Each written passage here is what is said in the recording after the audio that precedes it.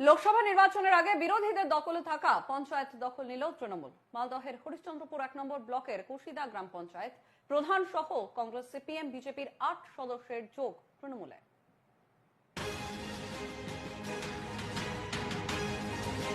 বিরোধীদের ঐক্যবদ্ধ জোটের সামনে যে পঞ্চায়েতে ধরাশায়ী হয়েছিল তৃণমূল, এবার মালদার হরিশ্চন্দ্রপুর 1 নম্বর ব্লকের কুশিদার সেই গ্রাম পঞ্চায়েত কার্যত বিরোধী শূন্য হওয়ার পথে। এর আগেই উপপ্রধান সহ 7 সদস্য যোগ দিয়েছিল তৃণমূলে, এবার প্রধান সহ 8 সদস্যও যোগ দিলেন ঘাসফুলে। 28 আসনের গ্রাম পঞ্চায়েতে বর্তমানে তৃণমূলের সদস্য সংখ্যা বেড়ে হলো 24।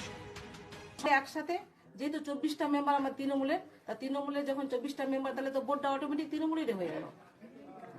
আজকে প্রধান সমিতি জয়েন করেছে, গতবার 3 তারিখে উপপ্রধানরা জয়েন করেছিল, সঞ্চালক ছিল, আজকেও সঞ্চালক প্লাস প্রধান সমিতি জয়েন করে।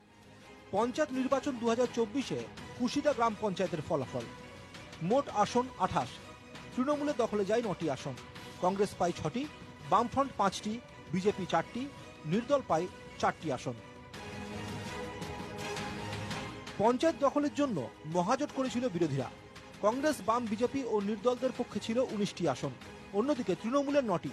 সিপিএম থেকে জিতে আসা শামীমা পারভিন পঞ্চায়েত প্রধান হয়েছিলেন, যদিও এই পঞ্চায়েতের বেশিরভাগ নির্দল এবং কংগ্রেস সিপিএম প্রার্থীরা পঞ্চায়েত ভোটের আগে তৃণমূলেই ছিলেন।